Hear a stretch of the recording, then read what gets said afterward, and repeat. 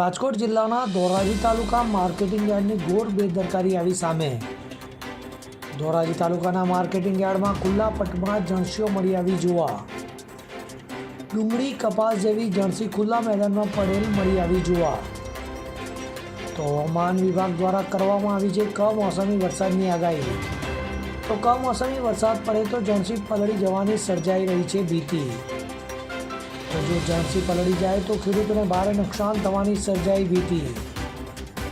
ત્યારે ખેડૂતો પોતાની જણસીને લઈને જોવા મળી આવ્યા ચિંતિત। મારું નામ છે અરવિંદભાઈ નરસિંહભાઈ સભાયા, ગામ મોટી પરબડી। અત્યારે હું ધોરાજી યાર્ડની અંદર માલ લઈને આવ્યો છું। હવે એ માલ ખુલ્લામાં પડ્યો છે, બરાબર।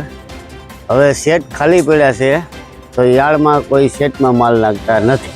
શું કહેશો, જો વરસાદ આવે તો કેવું? વરસાદ આવે તો લાખો રૂપિયાનું નુકસાન ખેડૂતોને થાય। શું તમારી માંગ શું છે? હવે આ માલની બેદરકારીના હિસાબે આ માલ વેપારી ભાઈઓ શેડમાં નાખે એવી અમારી માંગણી। શેખવા રણજીતભાઈ જેવાભાઈ। તમે ક્યાંથી આવો, શું લઈને? હું ફરણીથી લઈને આવ્યો છું, કપાસ લઈને આવ્યો છું। તો શેડ ખાલી છે પણ કપાસ બહાર પડેલો છે, તો શેડમાં નાખેલો હોય ને તો પલળે નહીં, અને આ વરસાદના વાતાવરણને હિસાબે એ આમાં પલળી જાય અને નુકસાન થાય। કેવું નુકસાન થાય? તો નુકસાન તો પૂરું જ થાય ને।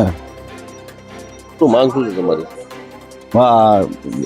ગમે એ માલ હોય એક જગ્યા ઉપર સારી રીતે કે પલળે નહીં એ રીતે ગોઠવેલો હોય કે રાખેલો હોય તો એ સારું ને, એમ કે ખુલ્લામાં પડ્યો હોય તો એ તો નુકસાન થવાનું જ છે ને। હવે જુઓ દેશ દુનિયાની તમામ ખબરો તમારી આંગળીના ટેરવે। ઉઠાવો મોબાઈલ અને ગૂગલ પ્લે સ્ટોર પરથી ડાઉનલોડ કરો અમારી CN24 ન્યૂઝ મોબાઈલ એપ।